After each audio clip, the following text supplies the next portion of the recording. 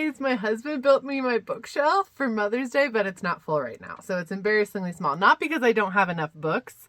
I have plethora. They're just downstairs on my other bookshelf, which is about to collapse because there's so many of them. I just haven't moved them upstairs yet. But look, I'm so excited.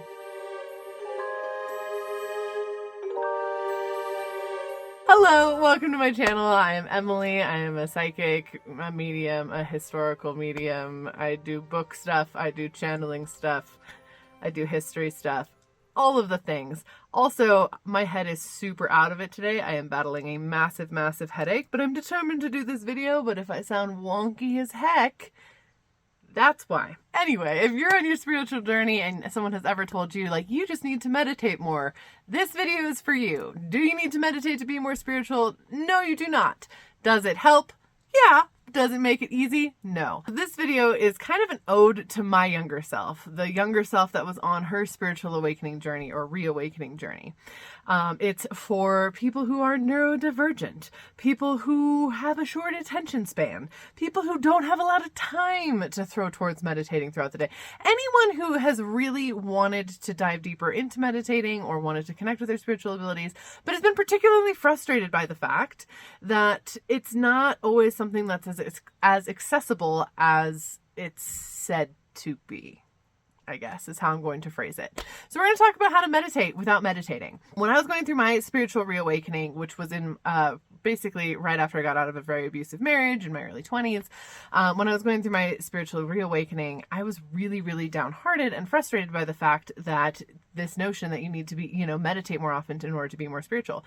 Not only did it not come particularly easy to me, I was a single mom at the time, working more than full-time hours. I had 2 kids under 2. I didn't have time to throw all this energy towards meditating. And when I did try to sit down and meditate, when I did try to clear my mind, and hopefully a lot of you can relate to this as well, I would sit there and be like, cool, let me just think about all my anxieties. Let me just think about all the things I didn't do today, or what cleaning needs to be done, or what I have on the docket tomorrow. Like, I could never just sit down and breathe.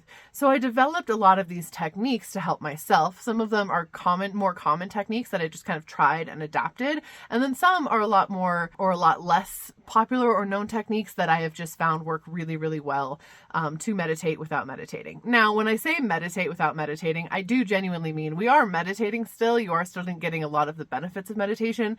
And I'm in no way saying meditating where you sit and clear your mind and you focus on clearing your mind and your energy and just to make your mind blank is negative. It's definitely not. And if it works for you, by all means, fabulous.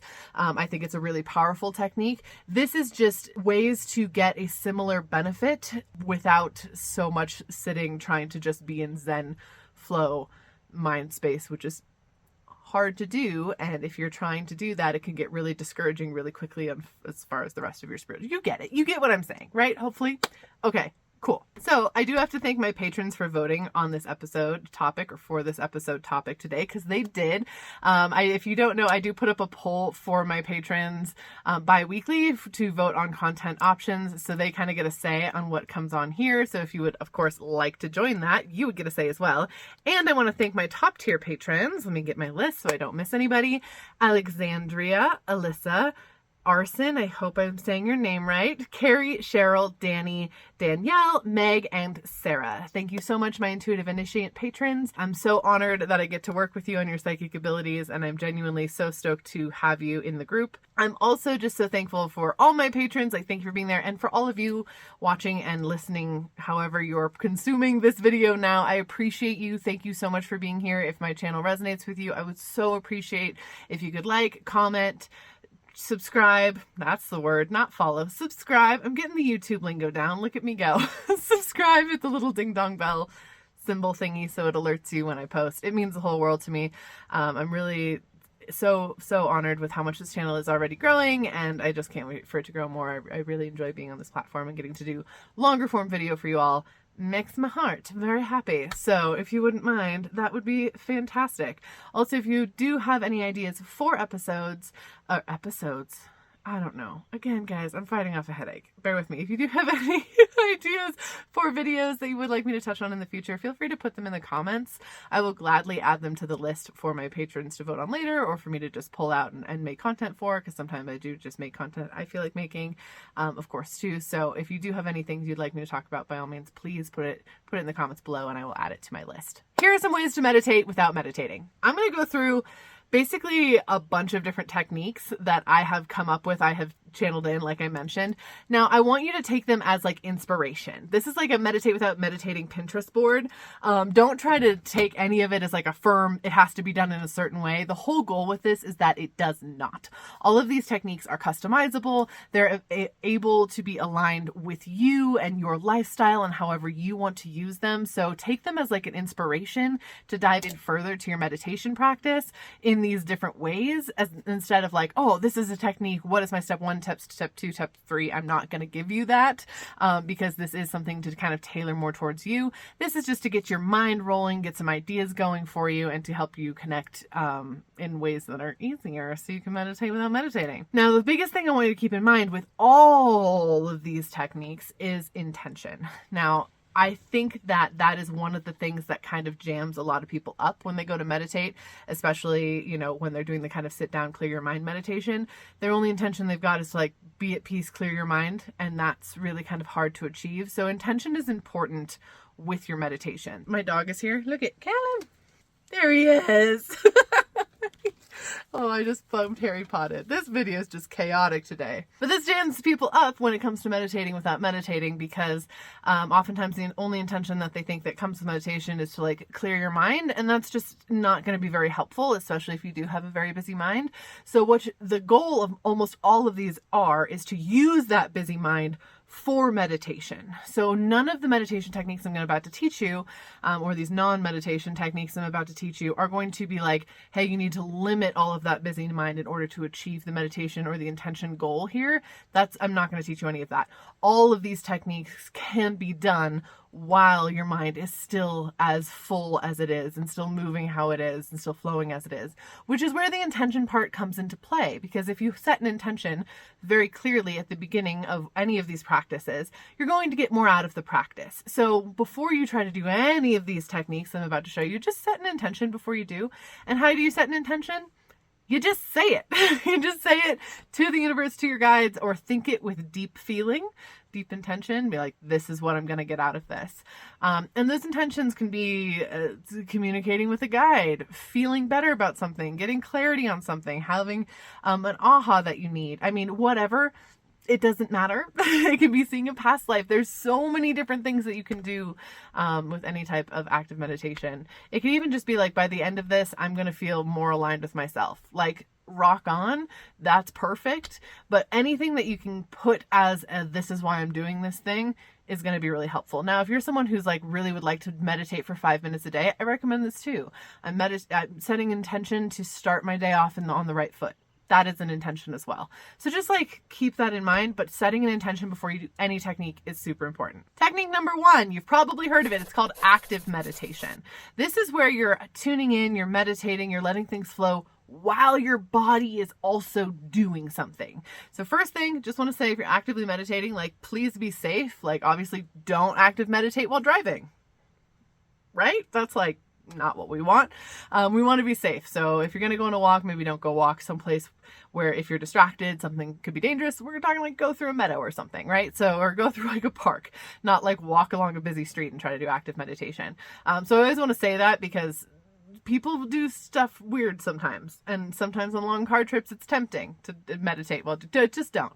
But basically what you're going to want to do before you do whatever activity that is, and whenever I say whatever activity, I mean it could be walking, it could be cleaning. I meditate while doing the dishes all the time. It could be coloring in a coloring book, or painting, or sewing, or knitting.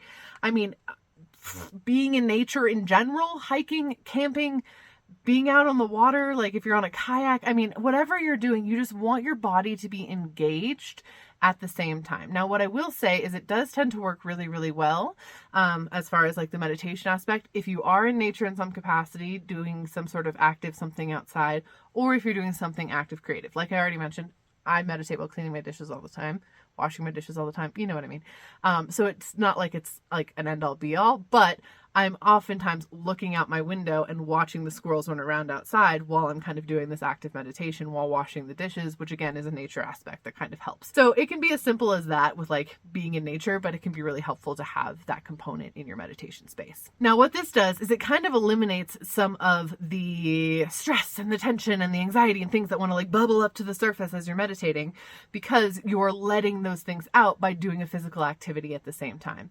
And what you're going to want to do while doing the active stuff is just kind of let your mind wander, let it settle on that intention that you just set, and let it kind of flourish and go about. Take some deep breaths. If it starts getting really off base, focus back on your breathing. Narrate your breathing for a moment, or narrate your steps, or narrate the color that you're using and describe the color that you're using to color. Use these kind of grounding techniques to kind of pull stuff back in and then refocus on your intention again. That's how you're going to get a lot of clarity. But because you're doing movement, because you're moving stuff around, because things are happening around you and you're focused not entirely on just sitting there clearing your mind, you're going to get a lot out of it. So active meditation, that's the first technique. One other caveat, or not caveat, but like another tip kind of thing on that as well. If you're someone who works out quite a bit or who likes really working out, I'm not saying you should meditate while working out, because that's not actually super ideal. It's its own kind of meditation anyway, because you're really focusing, but that is a really body experience. And I don't necessarily recommend like meditating, trying to get information from your guides or trying to tune into the universe, anything while doing that, because I think your body should be honored during that time. However, post-workout, if you have some time, even just to sit in your car for 5 minutes and breathe and look at the nature around you after the gym and just sit there and let any ahas, anything come through, jot those down, it's going to be really beneficial, because again, you've gotten all that built up energy filtered out of your body because you were really active, and then it's easier to meditate after the fact. So just like a little hack there, if you want to tune in, that's a really good time to do so. Technique number 2, we're going to talk about writing. So writing is actually a form of meditation. Obviously, I mentioned you can meditate while drawing and coloring and stuff too, but I'm actually talking about using what you're writing as what you're meditating on, basically. So it's kind of like brain dump writing or word vomit writing, or like almost like a channeled writing thing. However, with channeled writing, you're tending to direct it directly to your guides. You want information specifically from them, or, from your book characters, if you're channeled writing in a book character space, like we do in the Forgotten Storytellers, which is my writing program. More details below if you want to check that out, where we teach you how to write fiction in alignment with your guides and characters, and you channel them. Anyway, it's a whole thing. But, you're channeling with direction when we're doing channeled writing. When we're doing writing as a form of meditation, it's literally just word vomiting onto a page. Like, set a timer for 10 minutes and just bleh everything out there. Now, what that's going to do is you already set the intention, but you're now letting it flow, because you have given your human brain a task, which is get stuff out and put it on the paper. You're going to run out of things after a little bit of time, and all of a sudden your brain's going to start grabbing for more things. So messages from your guides or your higher self or tapping into the universe are going to want to start coming through, because you're giving them space to do so. So that's where this channeled writing, brain dump meditation writing is really super helpful, especially when you can't just sit there and zen out, because you're letting your brain do the thing that you're trying to get it to do when you're sitting there just clearing your mind, be blank meditation wise, but you don't have to do that, like open the space to do it. You're naturally doing that by just kind of putting it down on paper. Now, you can do this with handwriting. You can type this out. You can even do it with talking. If you feel like writing is too slow for you, you get frustrated while doing it, turn something on video record mode. It doesn't have to be facing your face, or like just have it on voice record mode, whatever, and just speak out loud, word vomit out loud for that like 10-minute period of time, the same way that you would if you were to just be writing it down. And that'll help a lot. As I said, setting a timer really helps with this, so that you are doing it for the amount of time, like a good amount of time. You can always go past your timer. That's not the problem, but that way you're not cutting yourself short and not letting your brain grab the stuff, like get to the point where it's grabbing stuff. So that's why you're like setting the timer. And when in doubt, describe what's around you. When in doubt, describe what's around you. This pen is blue. My hair is blonde. I mean, just whatever. Just literally dive into it that way. That can be really helpful. Also, if you ever feel compelled while you're writing to stop writing and like doodle in the margins, that is something that's encouraged in a meditation aspect, because doodling is, again, something that kind of shuts your body focused brain off, because it has a task that will let you be open to more meditative sort of energies entering into your space. quick tip on all of these. I have a couple quick tips inserted in here for today. Quick tip numero uno, singing or toning while doing any of these techniques can be particularly helpful. And I know that sounds kind of silly, but it's actually really, really activated. So singing and toning is a huge part of healing. It's a huge part of humanity. There's actually been scientific studies done where people have theorized that singing together in a group was part of our reward for gathering together as people, like way back in the caveman days, because when we gather together and sing together, it like changes our body chemistry. It brings all these endorphins, etc. So like singing is super duper valuable and super important. So if you sing or tone while doing any of these, like if you're washing the dishes and you're humming while you're also meditating, you're going to get a lot out of that. Or if you're like brain dumping and just singing everything you write down, that's also really helpful. Or even if you're just in the shower and you're kind of tuning in while in the shower and you want to just sing or hum along, or even just like make like just tones of different things, whatever comes to mind. There's a technique in theta healing that's literally healing through tone, where you all just kind of sit together and just sing your heart tone, whatever comes out. I do that all the time for myself, just naturally. It's something I've done since I was a little bitty kid, but like I highly recommend that as well. It's just kind of adding an additional layer that will help you get more out of whatever meditation space you go on, including the next techniques I'm going to share, but just something to keep in mind. Also, if you've noticed, if you ever have a really bad day and then you take some time to just sing or hum, that will help. Like it genuinely will help. So I cannot recommend that enough, but on a very spiritual level, it'll also just kind of help you go deeper. It's kind of the same thing of like going to a sound healing, but it's a sound healing you're doing on yourself. Technique number 3 for non-meditation is pre-sleep / dream meditation. Now, when I say pre-sleep / dream meditation, the biggest thing I want you to keep in mind with this particular technique set is that it is a blending between pre-sleep and dream. We are not trying to focus all of it. I need to meditate all of this or focus on meditation right here before I fall asleep. It's with the conscious understanding that you're going to be falling asleep during this kind of pre-sleep meditation. You're understanding that whatever dream or REM or sleep space you're entering into is going to finish up that meditation for you. Again, this one is actually super important, and I'm just going to say this extra: set an intention beforehand. The reason it's super important is because oftentimes, obviously, we don't remember our dreams, but we will still often get resolution on our intention, even if the dream space was not remembered. So having that intention allows you to kind of do a check-in in the morning and be like, well, how am I feeling about this intention now? And oftentimes you'll understand and get new clarity that you don't remember getting, but it doesn't mean you didn't get it. You were just asleep. So that's why I'm just going to like reiterate, like setting that intention is super valuable so that in the morning you can kind of reaffirm that intention and get the clarity you're needing. So with pre-sleep stuff, when we're in pre-sleep, we're actually in the theta brain wave, which is the meditation brain wave. It is the intuition brain wave, the channeling brain wave, you name it, that is that brain wave. So we enter into that very naturally. So you're kind of leveraging that space to do the meditation for you. It's time we all have. Everyone has pre-sleep time. Some more than others. Some fall asleep in a minute and a half. My husband falls asleep like that. I take a little bit longer, but it doesn't really matter. What I recommend for this technique, and I can't recommend this enough, honestly, it's really helpful. Pick a visualization for yourself that you're going to dive into. And I don't mean, okay, well, I'm going to try to I see a past life. That's going to be my visualization. What I'm meaning is like, if you want to visualize going into a totally blank house and redesigning that whole house, what are you going to put there or there or there? Or if you want to picture, walking along your favorite hiking trail and what comes here and what comes there and how long that hike would be, right? You're coming up with a visualization, which means see, sense, hear, feel, taste, smell, know. It's not just seeing, right? Visualization means all the senses, so don't be down with like, I can't see anything in my mind. That's totally fine. You got other senses to help you.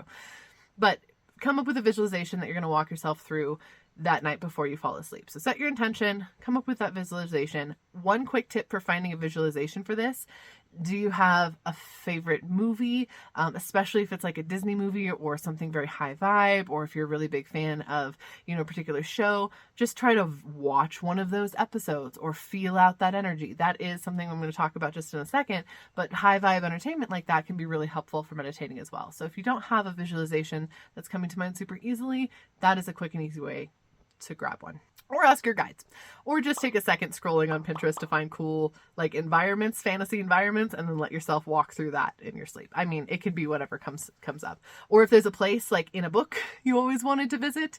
I've had a lot of people go to Valaris, for example, right? If you're a Sarah J. Maas fan, that's from A Court of Thorns and Roses. I've had a lot of people be like, I go to Valaris. That makes perfect sense to me. Go walk through, the rainbow area of Valaris. Or whatever book place. You want to go to the Shire? Go Shire it up, right? Just visualize yourself going through that.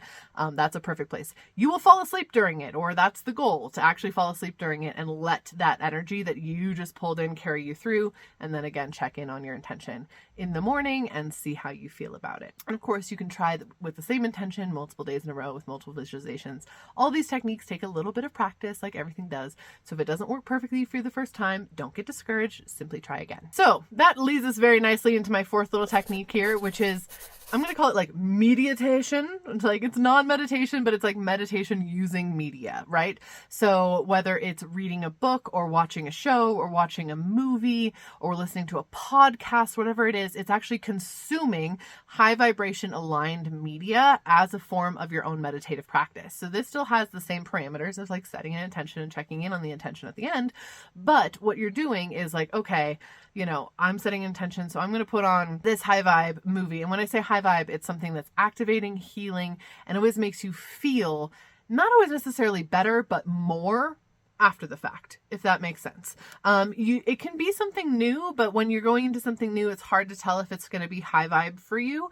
But if you want to go into something new and try it out, just know that sometimes that is a little bit of a gamble and it might not be as much of a meditation space as you're hoping for. But if it's a rewatch of something, that can be really helpful. My go-to thing for this, I will rewatch episodes of Avatar: The Last Airbender for sure with my kids. If I need some meditation time, I know this is going to be really lovely energy to absorb. It's going to keep my brain focused on something while I'm going to kind of let some stuff filter through for me, and I will pay attention to anything that filters through, any ahas, where my brain kind of wanders to while I'm perceiving the show, and just kind of jot anything down. Just keep a little notepad and jot something down if I have any ahas or clarity or anything like that. Again, because I've set an intention, that will help. But that's a great show to do it with. This is going to sound super silly. Another one I'll do it with because it's a comfort show to me, but it also feels kind of high vibe and it relates to a different parts of my journey, is Broad City. I think that's a very high vibe show. That doesn't mean all their decisions they make are high vibe on the show, but it's very high vibe in general. And that's another thing that you can kind of flow through. So you get kind of the idea.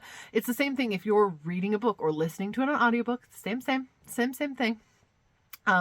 That can be really helpful. If you're listening to an audiobook, that's almost more helpful when it comes to reading stuff because you can kind of just zone out, visualize what's happening. And again, that is that meditation. You are meditating. That is what you're doing during that time period. And again, it's really helpful to keep a notepad or your phone handy so you can just jot down anything that comes up. Oftentimes you'll notice while you're doing this, a character will say something you never paid attention to before, or the person on the podcast will mention a reference that you were needing to someone who might help with something or whatever. Your guides do like to curate these types of things to actually help you.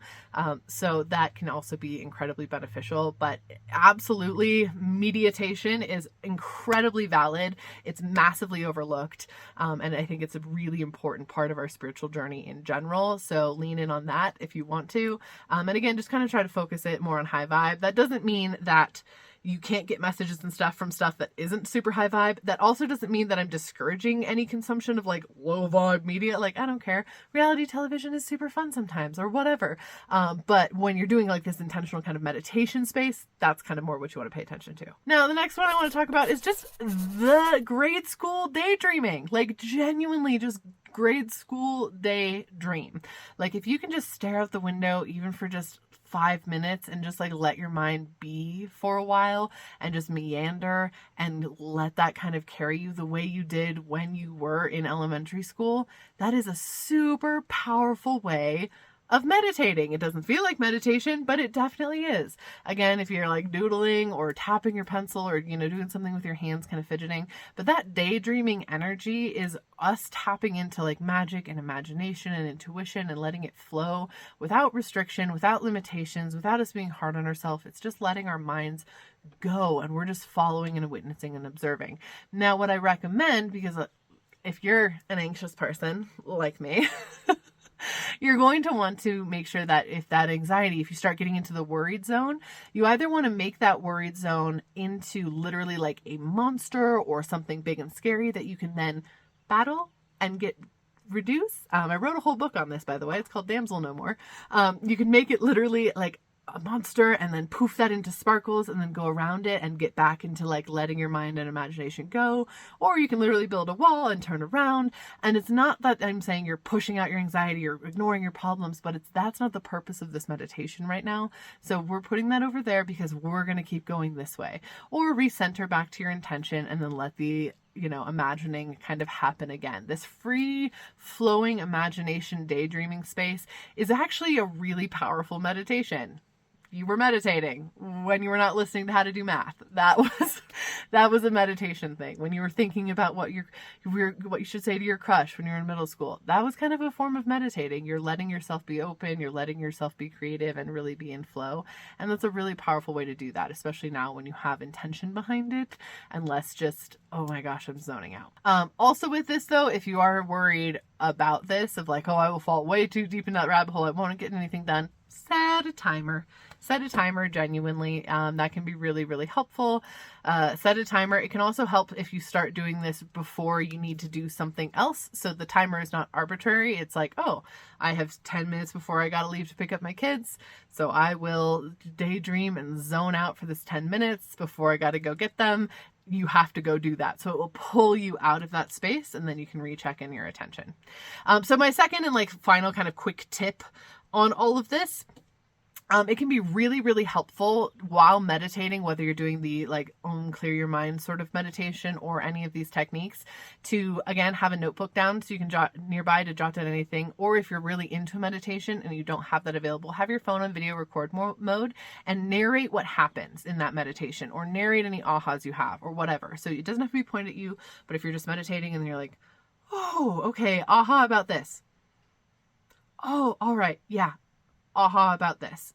That can be really helpful because that'll keep it intact, because a lot of times people are like, I don't remember what happened during the meditation, but I know it was really impactful to me. If you want to remember, do that. That's a big tip for me. To you. There you are. The final technique I want to talk about is not really a technique, but it's just a recommendation. When in doubt, guided meditations are perfectly valuable. I love guided meditations. They're really, really helpful, especially if you don't really know what intention to set that day. You don't really know, what you want to kind of be meditating on and you have a little bit of time. Find a guided meditation. There's tons of apps out there that have guided meditations. Obviously, there's a ton on the YouTube.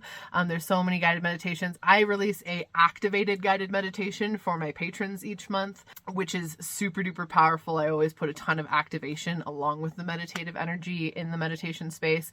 You can check that out if you want to. Again, I'll put all the information below. But whatever it is, like there's always going to be a guided meditation for pretty much anything you're looking for. So don't worry about leaning in. Go for it. Lean in on that space. That is totally welcome.